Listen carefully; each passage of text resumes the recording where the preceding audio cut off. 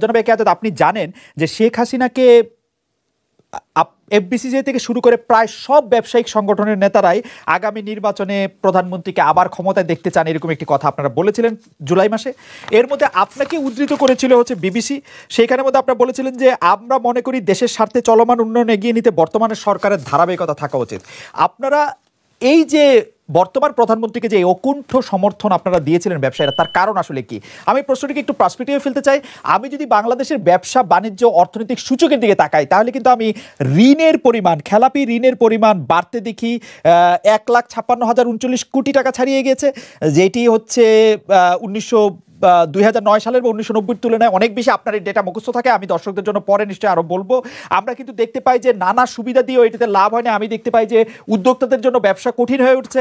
আমি ব্যবসার পরিবেশ সূচকের মধ্যে দেখতে পাই যে অনেক কিছু। কিন্তু আপনারা কি এমন দেখছেন বর্তমান প্রধানমন্ত্রী শেখ হাসিনার মধ্যে যে আপনারা নিরঙ্কুশ মানে কি বলবো এটাকে সমর্থন দিয়ে যাচ্ছেন? জনাব একে আজাদ। আচ্ছা দেখুন, আমরা স্বাধীনতার 50 বছর পার করলাম, আজ 51 বছরে পদার্পণ করেন। অনেক রাষ্ট্রপতি এসছেন, অনেক রাষ্ট্রপতি চলে গেছেন। আপনি দেখেন জাতির জনক বঙ্গবন্ধু, উনি 3.5 বছর উনি দায়িত্বে ছিলেন, যুদ্ধ বিধ্বস্ত বাংলাদেশ। তারপরে যত শাসক এসছে, আজকে জননেত্রী শেখ হাসিনা বাংলাদেশকে যে জায়গায় নিয়ে গেছেন, অতীতে কেউ পেরেছে কিনা? আমার আজকে মাথা পিছু আয় ছিল, উনি যখন 2008-এ দায়িত্ব গ্রহণ করেন, 2009 তখন ছিল কত, $690। এখন 2700 সামথিং। আমরা ছিলাম তৃতীয় বিশ্বের একটা দেশ, এখন আছে আমরা মধ্য আয়ের একটা দেশে যাচ্ছি। মাননীয় প্রধানমন্ত্রী যেটা দিয়েছেন 7,00,000 কোটি টাকার উপরে। তো এই যে, এবং আজকে দেখেন অবকাঠামোর যে উন্নয়ন হয়েছে, রাস্তাঘাট এবং 100টি স্পেশাল ইকোনমিক জোন উনি কাজে হাতে নিয়েছেন, তার মধ্যে 10টির কাজ শেষ হয়েছে। এখানে দেশীয় এবং বিদেশিরা বিনিয়োগ করছেন, কর্মসংস্থান হচ্ছেন, দরিদ্রর হার কমেছে, মৃত্যুর হার কমেছে, শিশু মৃত্যুর হার, সবকিছু মিলেই আমাদের সোশ্যাল ইন্ডিকেটর গুলো কম্পেয়ার টু নেইবারিং কান্ট্রি অনেক ভালো। তো যেই কাজগুলো উনি অতীতে কোনো সরকার করতে পারেন না, যেটা উনি করেছেন, সেটা উই মাস্ট অ্যাপ্রিসিয়েট। আপনি দেখেন পদ্মা ব্রিজ, দেশীয় এবং আন্তর্জাতিক চক্রান্তের মধ্যেও উনি কিন্তু এটা করেছেন, এটা দেখিয়ে দিয়েছেন। এটা আমি মনে করি এটা অন্য কারো পক্ষে সম্ভব ছিল না। আজকে 21টি জেলা পদ্মার উপরে আমরা 2 ঘন্টায় পার হতে পারে, যেটা আমাদের 6 ঘন্টা 7 ঘন্টা লাগতো।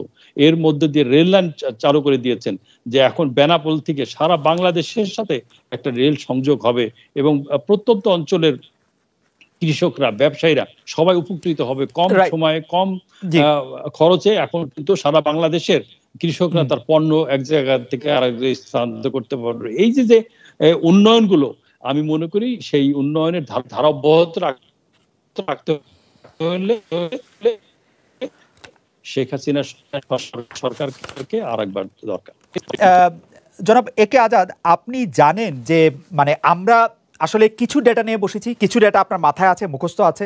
আপনি বলছেন যে, আমি আবার সরলভাবে প্রশ্নটি করি, আপনাদের ব্যবসায়ীদের জন্য গত 15 বছরের শাসন কি খুব সুবিধার হয়েছে? মানে আপনাদের ব্যবসা খুব ফ্লারিশ হয়েছে? আপনার ব্যবসা অনেক ভালো হয়েছে গত 15 বছরে? অবশ্যই। আপনি দেখেন আমাদের রপ্তানি কি ছিল, আমদানি কি ছিল, আমার কাছে পুরো স্ট্যাটিস্টিক্সটা আমার কাছে এখন নেই। তাহলে আপনি দেখেন এত ঋণ খেলাপি কেন হইলো? ব্যাংকগুলি কেন দুর্বল হইলো? বিদেশে কেন এতগুলি টাকা পাচার হইলো? বাংলাদেশের রিজার্ভ একটা করোনা পরবর্তী একটা জায়গার পরে কেন এরকম একটা জায়গায় এসে দাঁড়াইলো যে আমরা প্রতি সময় এখন ক্ষণ গণনা করতেছি যে কখন আরেকটু বড় ডিজাস্টারের দিকে আমরা যাইতে হবে? আমাদের কেন এখন ক্যাপিটাল মিশনারি আমদানি করা বন্ধ? এই জায়গাটা আমি আপনার সাথে একমত। ব্যাংকিং সেক্টরে যে একটা আমি বলবো বিশৃঙ্খলা, এটাকে ফিরিয়ে আনা দরকার। এই জায়গাটা আমাদের হাত দিতে হবে। এই জায়গা আপনার সাথে আমি একমত। ব্যাংকিং সেক্টরে কিন্তু দেশের উন্নয়ন, আজকে রপ্তানি প্রতি বছর, গত অর্থ বছরে 2023-22 অর্থ বছরে আমাদের এক্সপোর্ট গ্রোথ ছিল 23%। এবছর একটু নেগেটিভ, বিকজ আন্তর্জাতিক ভাবে আমাদের টোটাল আমদানি আমেরিকা এবং ইউরোপ এইসব দেশে 24% কমেছে, সেখানে বাংলাদেশে কমেছে 20%। আমরা কিন্তু compare to neighbouring, we are the second largest exporter readymade গার্মেন্টসে। এটাই আমাদের আয়ের কিন্তু মূল উৎস। আমার $56 বিলিয়ন টোটাল রপ্তানি। জনাব একে আজাদ, আমি এই প্রশ্নটা এমনভাবে করি, আপনি ব্যাংকিং সেক্টরে বিশৃঙ্খলার কথা বলছেন, আমি বলছি লুটপাট। ব্যাংকিং সেক্টরে যদি বিশৃঙ্খলা বা লুটপাট হয়, আপনি যত কষ্ট করে টাকা বাংলাদেশের জন্য রোজগার করবেন, সে টাকাগুলি লুটপাট হয়ে যাবে। আমাদের দেশে সাধারণ মানুষ যত কষ্ট করে টাকাগুলি পাঠাবে, সেগুলি লুটপাট হয়ে যাবে। আপনি কি মনে করেন না ব্যাংকিং সেক্টরে এই লুটপাটের জন্য সরকার দায়ী, বা সরকারে যারা আছেন নীতি নির্ধারকরা দায়ী? সরকারের তো পার্টলি তার রেসপন্সিবিলিটি তার অ্যাভয়েড করতে পারে না, দ্যাট আই এগ্রি। আপনি এটাকে এই নির্বাচনকে বিতর্কের মধ্যে নিয়ে আসতে পারেন না। আমি মনে করি 18-র চেয়েও ভালো নির্বাচন আমরা আশা করছি। অতীতের যে ভুল ভ্রান্তি আমাদের হয়েছে শিক্ষা গ্রহণ করে, আর নির্বাচন কমিশনের শিক্ষা গ্রহণ করেছে, এবং সরকারও আরো দায়িত্বশীল হবে সেই প্রতিশ্রুতি মানে 2018 সালে প্রধানমন্ত্রী প্রতিশ্রুতি দিয়েছিলেন, কিন্তু আমাদের অনেক বিবেচনাতে 2018 সালের নির্বাচনটি ভালো হয় নাই। জনাব একে আজাদ, আমি আসবো আপনার কাছে। আমি একটু জনাব আন্দোলিব রহমান পার্থর কাছে আসতে চাই। কার মুখ দেখি বাংলাদেশে। তবে আজাদ ভাই, পলিটিক্স তো খুব খারাপ জায়গা। আপনি ফরিদপুরে নির্বাচনে নমিনেশন চাচ্ছেন, তাই আপনার হয়তো অনেক কিছু বলতে হচ্ছে আজকে। আমি দুঃখিত আমার কথায় আপনি যদি কিছু মনে করেন, কিন্তু এই কথাগুলির জবাব তো না দিলেই না। আমার খুব কষ্ট লাগলো, আপনি বললেন 2018 সালের নির্বাচন ভালো হয়েছে, অ্যাম্বাসেডর বলেছে, এবং বাংলাদেশে এটা সবাই জানে। এটা নিয়ে আসলে কিছু বলার দরকার নেই। মৃত মানুষ ভোট দিয়ে গিয়েছে, 4 লাখের মধ্যে 4 লাখ মানুষ ভোট দিয়েছে, কোথাও 5,000 মানুষ, বিরোধী দল 1,000 1,500 পেয়েছে। এটা আমি জানি আপনি এটা কেন বলছেন, বাট আমার মনে হয় কি এইটা এই ধরনের প্রশ্ন আপনাদের মতো সমাজে যারা গ্রহণযোগ্য এখনো জাতি না। আমি শেষ করি কথাটা প্লিজ। এটা দুঃখিত আমি এই কারণে, আমি অনেক অন্যভাবে বলছি, নাহলে আমি আরো অন্যভাবে বলতাম। যাক, এটা নিয়ে আর কিছু বলবো না। নির্বাচন কমিশন, আজাদ ভাইয়ের সাথে আমি এক জায়গায় একমত যে প্রধান নির্বাচন কমিশনারের দায়িত্ব নির্বাচন দেওয়া, এর বাইরে প্রধান নির্বাচন কমিশনার আর কোনো দায়িত্ব নাই। But it is a result of a political failure. সেই দিকে আমাদের ফোকাস করা উচিত, এটা সত্যি আজাদ ভাই যেটা বলছে। বাট পরবর্তীতে নির্বাচন কমিশনার আসার পরে আমরা এই নির্বাচন কমিশনারের অধীনে যে জিনিসগুলি দেখেছি, এবং নির্বাচন কমিশনারের যে বেহায়াপনা কথাগুলি, যে উনি ইন্তেকাল করেননি, কিংবা ভোট কারচুপি হওয়ার পরও কোনো নির্বাচন বাতিল না করা, তারপর ঢাকা 17 আসনে ক্যান্ডিডেটকে মারার পরও নির্বাচন বাতিল না করা, এগুলিতে আমাদের কাছে মনে হয়েছে যে এই নির্বাচন কমিশনও রাবার স্ট্যাম্প কাজই করবে, যেটা আগের নির্বাচন কমিশনারও করেছে। প্রথমে যখন এসেছিল ডেফিনেটলি কাজ না করার আগে তো আপনি বলতে পারবেন না। সুতরাং এনাকে এতটুকুই, আজাদ ভাইয়ের কথার সাথে আমি একমত যে পলিটিক্যাল যে ক্রাইসিস আমরা ক্রিয়েট করেছি, এই দেশের রাজনীতিবিদরা ক্রিয়েট করেছে, সেই পলিটিক্যাল ক্রাইসিস নির্বাচন কমিশন হাতে। জনাব আন্দোলিব রহমান পার্থ, আমি একটু যে পলিটিক্যাল ক্রাইসিসের ক্ষেত্রে আমি এক ধরনের পোলারাইজেশন দেখি। যেমন আপনি 2018 নির্বাচনকে যত সহজে বাংলাদেশের সবচেয়ে খারাপ নির্বাচন একদম সহজে বলেন, এই নির্বাচনটা তো বিরোধী দল ছাড়াই নির্বাচন হয়েছে, ওটা তো কেউ যায়নি। নির্বাচনকে সাথে নেয়ার কথা আমি বলছি। আমার মনে হয় থাকতে পারলে থেকে যেতেন খালেদা জিয়া। আমার তো মনে হয় থাকতে পারলে থেকে যেতেন খালেদা জিয়া।